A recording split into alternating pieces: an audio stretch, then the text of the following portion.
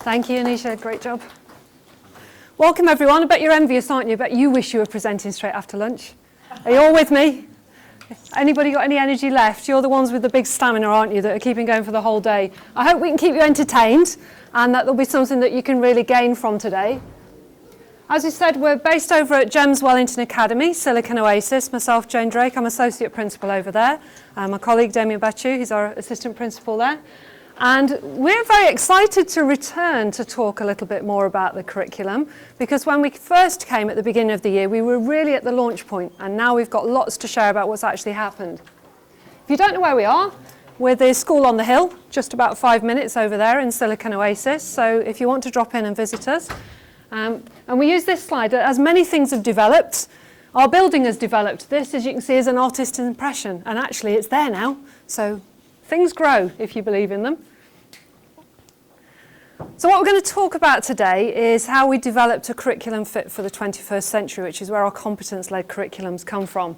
And I don't think there's anyone in the room who doesn't share that same desire to bring the students through our school to actually have all of those 21st century skills alongside the content and the knowledge. I think conversations that we have on a daily basis are about how we develop people in terms of those personal attributes, all those skills they need to be successful in the real world, as well as that academe. So that's what we were thinking about as we were starting to develop this curriculum.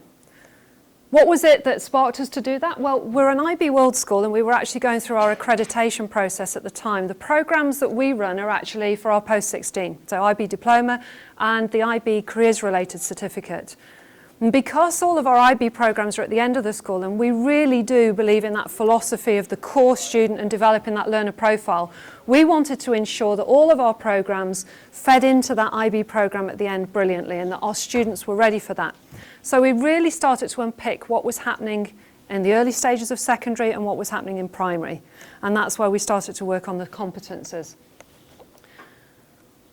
We developed our vision, quite ambitious in our vision. We really do want to be innovative, to be a catalyst to really spark others within our group, because obviously, you know, GEMS is quite a large group, get them thinking about the way we're delivering things and really moving things forward. I've put this slide up here because it really shows you where the curriculum sits. So we have quite a diverse offering at post-16 and at Key Stage 4. So our students in their qualification pathways will go into IGCSE, GCSE, and there's opportunities for BTECs, level 2 at that stage, and then moving into the full IB Diploma, full IB Careers-Related Certificate, which is linked to a BTEC, but it's a BTEC that's a level 3 extended national diploma. So quite a meaty combination, those two together, creates really quite a powerful outcome. And then we've got the individual courses, obviously the IB courses. You'll notice, I think what's characteristic there is our Key Stage 3, we've condensed into Year 7 and 8. So normally that would run across the 3 year groups. But Year 9, they're already starting to think about developing into GCSE. So we've got a mini options process that's running at Year 9, and that feeds neatly into our GCSE, and we use the Year 7 and 8 to really build on those competences and the skills, which I'm going to talk about now. So what do I mean by competences? I can't believe the hours that we actually debated the name itself. I think all of you have probably worked around things such as the learner profile, attributes, personal attributes, competencies, how you make someone competent, 21st learning century skills. We stopped having the debate and just decided, look, we want them to be have competence in terms of the real world, so we're going to call them competences, even if they are personal attributes, even if they are skills, and we're getting into that debate. How are they made up? Well, obviously, we featured the IB learner profile. Absolutely key, because that's what's feeding through into the post-16. And all of those learner profile attributes are absolutely key to success. We know that. That's why we're running the IB programs. What we also included was all of those employability skills that really bring success in the real world, the world of work, the world of university and beyond. So things like self-management, teamwork, and problem solving, all of those need to be included in order for our students to be successful once they move out beyond school. When we brought those together, we came up then with our own list of competences, which combine those two and fuse them together. And we've added some in that we think are particularly important. Obvious ones like the resilience, collaboration, those have been included as well.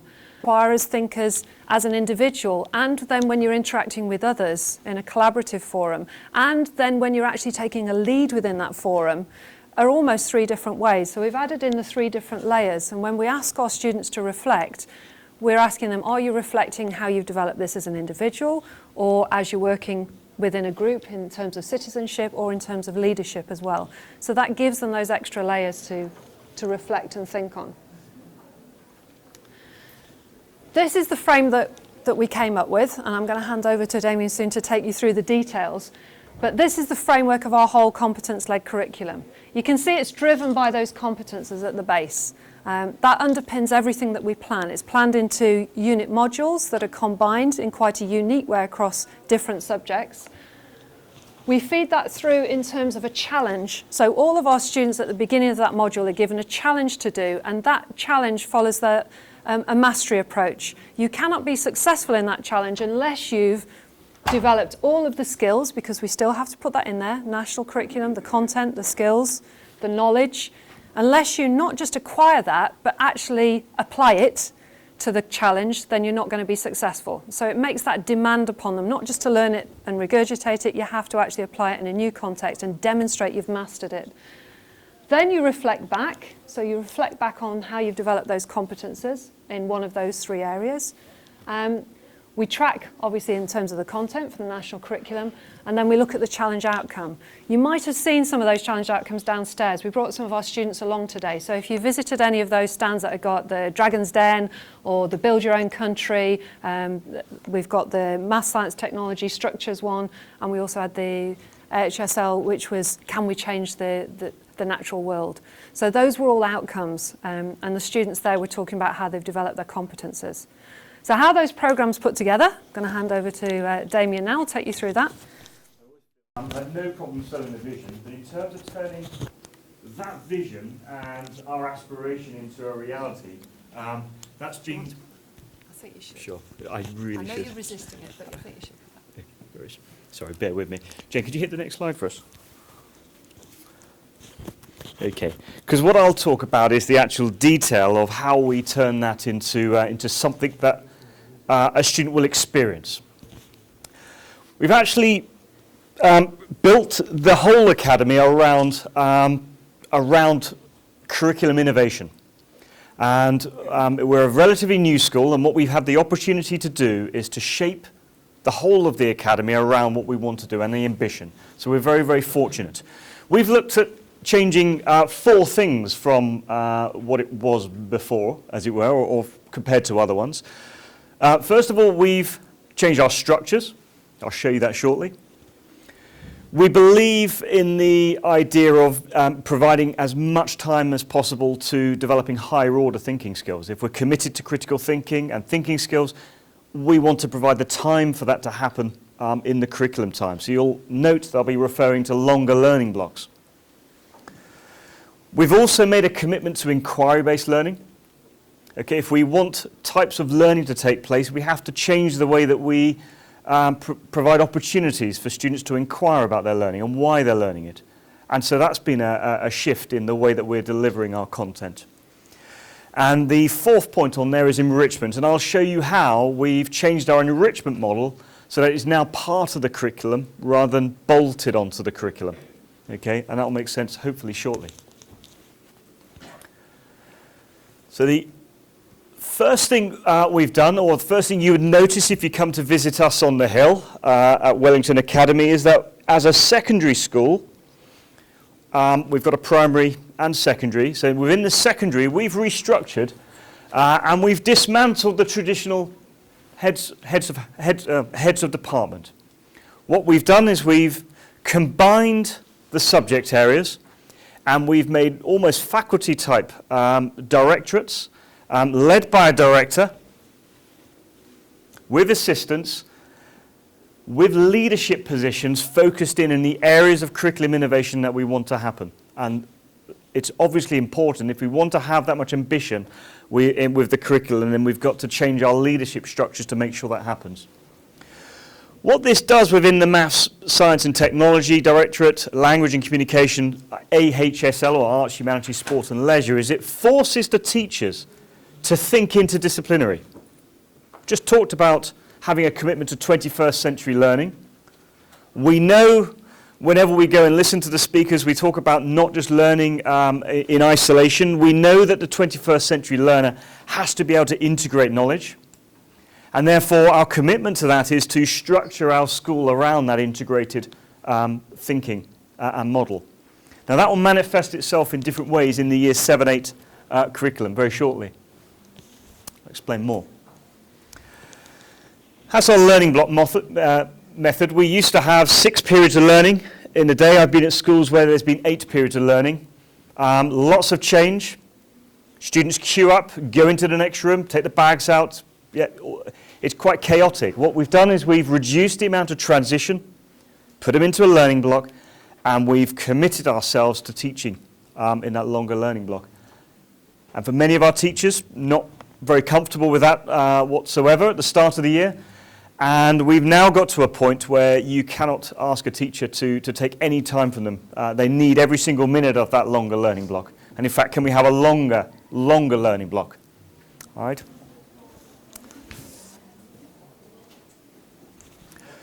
This here is an example of our, let's see if I go into, an example of our Year 7 curriculum. This is what the students' experience will be of our competence-based curriculum in Year 7. What you'll notice on there is that we still have, and it wouldn't be in that order, but you'll get the idea of the weight and the balance of the curriculum, is that you still have time in the curriculum for the things that you would expect. So you'd see maths, you'd see English, you'd see PE or sport on the right-hand side there. You'd see French and Spanish opportunities, Arabic. But you'll also notice in here in these blocks of colour, AHSL, MST, L&C. And here is where we put students and teachers into very much almost like a project-based learning zone. Jane referred to it as the through the challenge outcome. And here we've taken our national curriculum content, we've put multidisciplined teachers, they've sliced up the curriculum for their subject areas, they're looking at particular competencies they want to work with and for the students to develop, and they've built the content around the competence. Okay, I made the point, it's not easy to do. So we're still delivering national curriculum content, but we've sliced it up across the year so that often it's non-linear. So in, for example, Maths, Science and Technology, we'll cover the curriculum coverage over the year, but we might not do it in the same line that we did before, because they might be doing certain parts of science here, and then not picking up other parts of maybe biology, physics, or chemistry until later on. And what that means is we can't assess in the same way, in the same linear fashions, so we have to build up quite sophisticated assessment methodology to capture that. We don't mind doing that. What we're expecting our students to be able to do, though, is go through learning outcomes that they're used to, but also to have competence outcomes that they're very, very clear on, that they know what they're developing. And we just happen to make sure that the right content is there.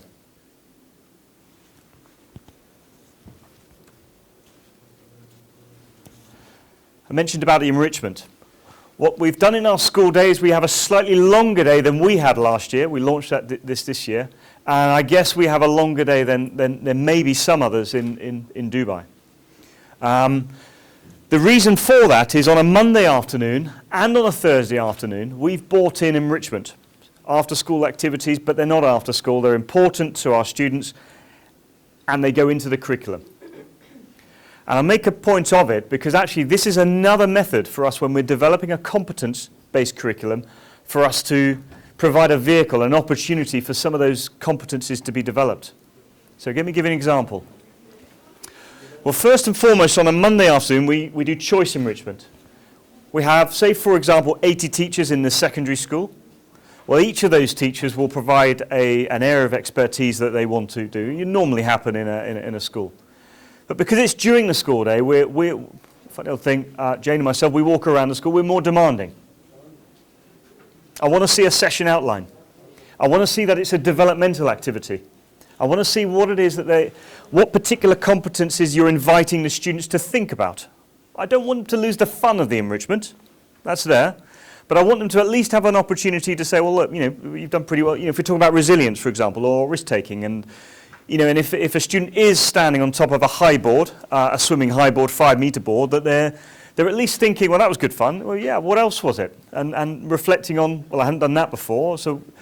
And we just get them thinking and thinking and thinking about what they're doing. It's my time in the curriculum, so we're quite demanding. This house enrichment is something that reflects the commitment to the IB. And if you're familiar with the IB, you'll know that there's the core of the IB, which is built around the creativity, action and service, but also the TOC and the thinking skills and understanding knowledge.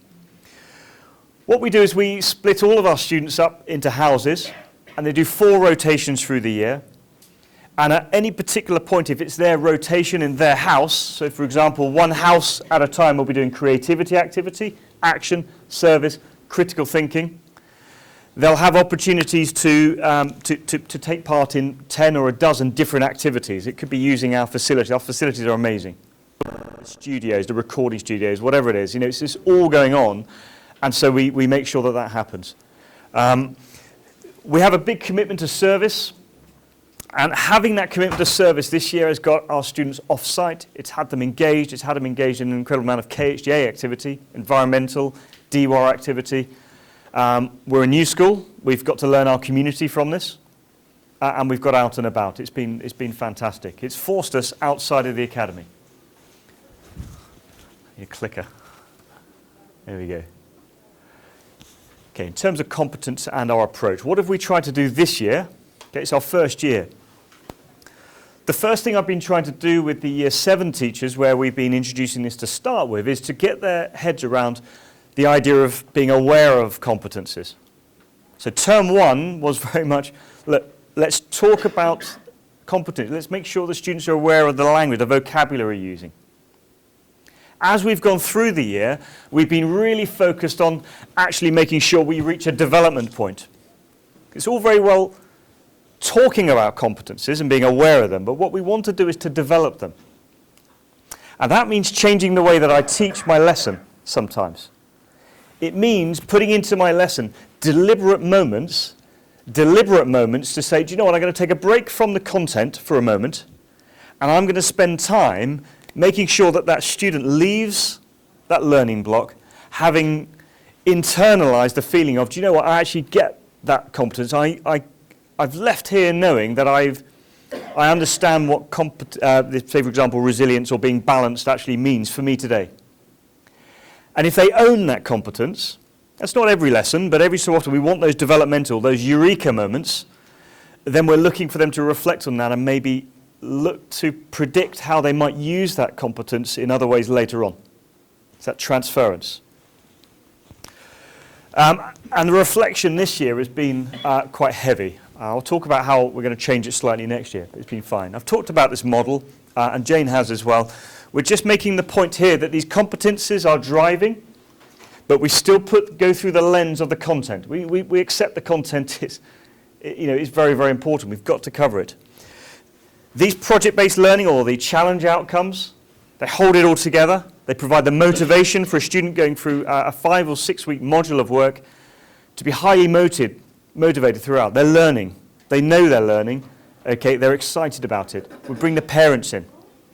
Okay, we share it with the communities. So they have a lot of opportunities to come, say for example here, and we keep showing them off and keep giving them the opportunity to demonstrate their mastery. Still doing APP, but they're reflecting on their competence development. It's about transferring and knowing what they've developed. I'll make this really quick. We've backward mapped. So we're committed to post-16 success through the IB. So we have made sure that what happens in the subjects that are available in Key Stage 4 makes sense at IB. And that's why you'll see things like the opportunities for Level 2 BTECs, for example, being introduced. And in Key Stage 3, Years 7 and 8, this competence-based curriculum. We're making sure that our students understand and have some of the skills to succeed in some of the vocational, practical skills and wider skills that are required for an IB. Just an example, it's an early example of integrated through work through an MST. So in Module 1, 7 weeks, drawing in on good pedagogic practice, having a big question, a big concept-based questions, driving through particular focused competencies, making sure that we don't try and do everything. Okay, I don't want to go every teacher trying to do all 10 every lesson, or today we're going to take on the world. Focus, develop it, make sure it gets done. Provide a challenge. Tell them how it's going to be assessed. Let them run with it. And then provide input, maths, science, technology. Make sure it's mapped. Provide resources, provide excitement, and they go away. And what we've seen from this, and I'll talk about some of the successes, when I was here in October, November, Jane and I, we had just launched it. So we weren't sure on the effect this would have. We'd read about it. But what we've seen is, and this is our third year, is we've seen a significant improvement in progress and attainment, which is our bread and butter, for those students going through the year. They're doing their maths, and they love their maths, but then they're going into an environment, another 2 hours, where they can do applied maths. And they're doing English, and they're writing and learning, for example, poetry. They're writing, they go into an English lesson, they're learning the functional parts of a sonnet or a ballad. But then they go into a language and communication lesson, and they're writing, potentially, an anthology of poems. They're illustrating them, they're putting them on video, they're exploring it, and they're enjoying the poetry knowledge. So we're splitting up the functional, and then giving them the opportunities for that developmental approach, to put it into practice. Because what I didn't like last year was seeing page after page of learning objective. Today, half a page of work, 50 to 100 words, end of lesson, pack your bags up, we'll go back up, new date on it, underline. That's stop, start learning. And I know, I was seen nodding, I've spent years doing it, and what I'm trying to get away from is, don't just do the first verse of that sonnet at what I can fit in the 20 minutes of my lesson. Have a 2-hour learning block, write the whole damn thing, enjoy it, share it, and really benefit from it. Okay, and that's the sort of excitement in year 7 that we can generate through this sort of approach. I'll be quick reference. We've made rubrics for what we would expect a competence to look like. It's no very well saying you need to be a good reflector, but what does good reflection look like? Okay, what does an inquirer look like? What sort of skills? So I want to know what is it. If I tell someone you've got to be a better inquirer, am I talking about research skills? Am I talking about this? Am I talking about information management? So we support the learner breaking it down, and we have a very good idea of what competence and mastery of competence looks like for a year 7 person. 10, 11 years old, it's difficult because they're all at different stages, but often it's up to the student to reflect on how they've done, but we give them a framework. We give them opportunities to reflect. We ask them to write down, to look at what they learned, to look what they were doing. This is the process.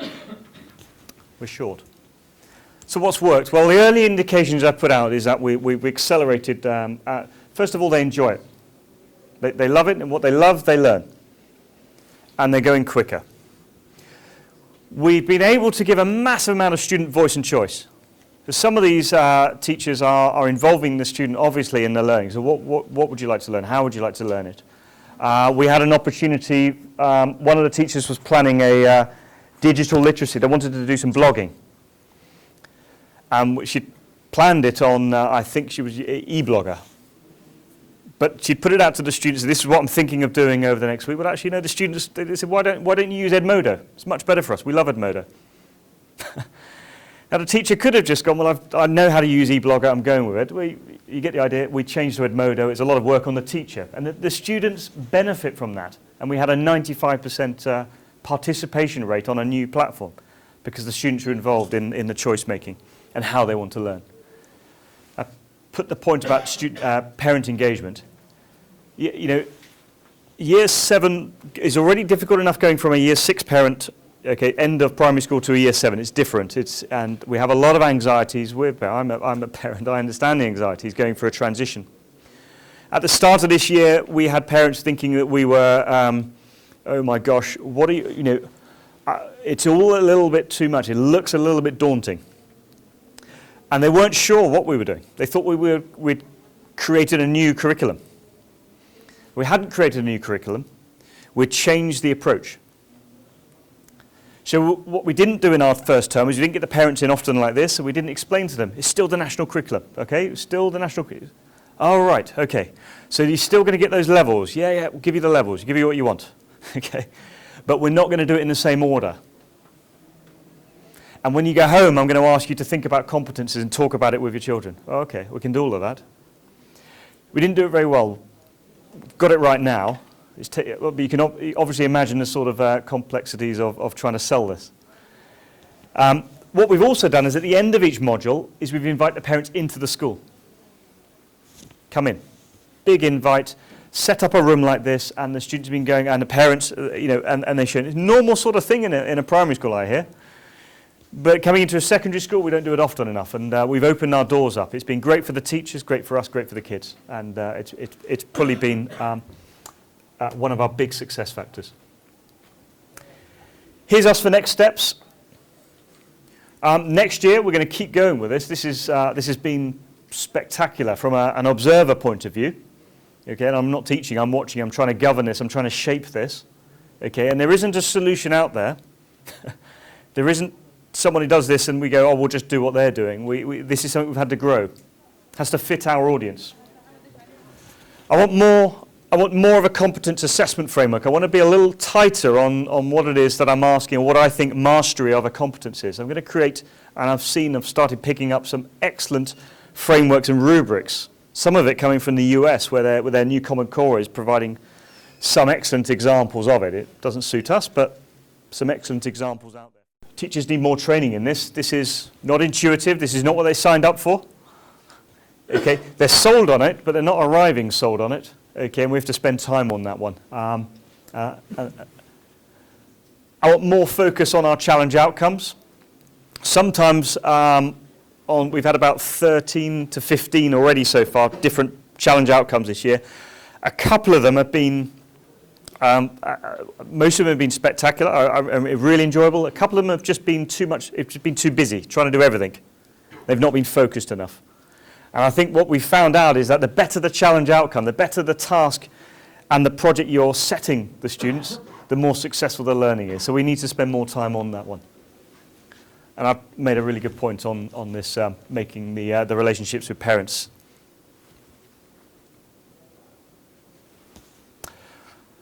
That's us. That's what the kids have called it. They call it Mindcraft. Some sort of play on Minecraft. They love it. We'll go with it. That's what we are. We're competence-based. Okay, we're not a complete competence curriculum. You'll hear of those. We are looking to put competencies right at the heart of Year 7, Year 8 curriculum. Okay? And any questions? Yeah. So, first of all, I'd like to say, can you hold a spot for my kids when they get to secondary? Hold? Hold a spot for my children when they get to secondary. Absolutely. One question I had, I saw when you had the healthy eating example, yeah. If you were yeah. to do that for MST, is that the same challenge that you have going on in language and communication, or are there different challenges running? Yeah, there's different. So they would have their own. So at the moment, at any one time, we have 3 challenge outcomes running, 1 for each school. Great. Yeah.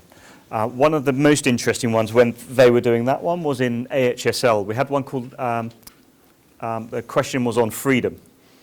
And they used the vehicle of the slave trade in arts and humanities. And they designed this really fantastic learning, went alongside that healthy eating one, where they were asking about what it is to be free, and that was the big question. And so we had the geography of the slave trade, the countries where they were going, traveling, the history of it, looking back into what was going on. They loved all that. We looked at the art that emerged from the slave trade. They had opportunities to try and develop their own skills, using that as an inspiration. And then they had the music that emerged from the slave trade. So they tidy up quite nicely. It's quite difficult to do, but yeah. So Integration but separation at the same time. yeah, absolutely. So yeah. And some students will say, and this is where I want more next year, some of them will say, well, actually, I want to spend more time developing my art. I really enjoyed that one. And we're going to try and provide more opportunities for a student to... Specific at the same time. Yeah. Difficult, but we'll work to it. So. Question. You have divided in terms of projects, math, science, and technology. Why don't you have the literacy in it? Sorry. You have math, science, and technology as Integrated. integrated, and arts and the other subjects integrated with literacy. Why not integrate literacy with math, science, and technology? Because Yeah. Yeah. Because Yeah. No, it's a good point. Actually, what if we were being as completely purist with this as possible? Actually, one of the earlier suggestions was that we don't have 3 schools. We just take all of the thing, so it shouldn't matter if it's math, science, technology, English, design.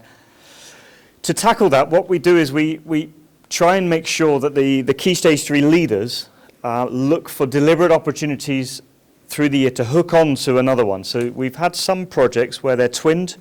So although I'm saying 3 at a time, we've had, as we're getting to our 3rd term of doing this one now, we're going to pair a couple and see how they can work with that one.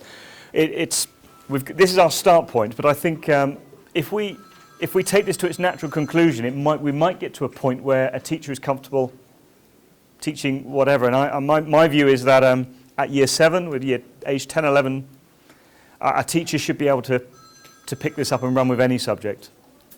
for the assessment, you may look at the Bloom's taxonomy to help you find the key. Yeah, that's exactly, exactly that. So, yeah. Designing the project itself is more difficult than the project itself.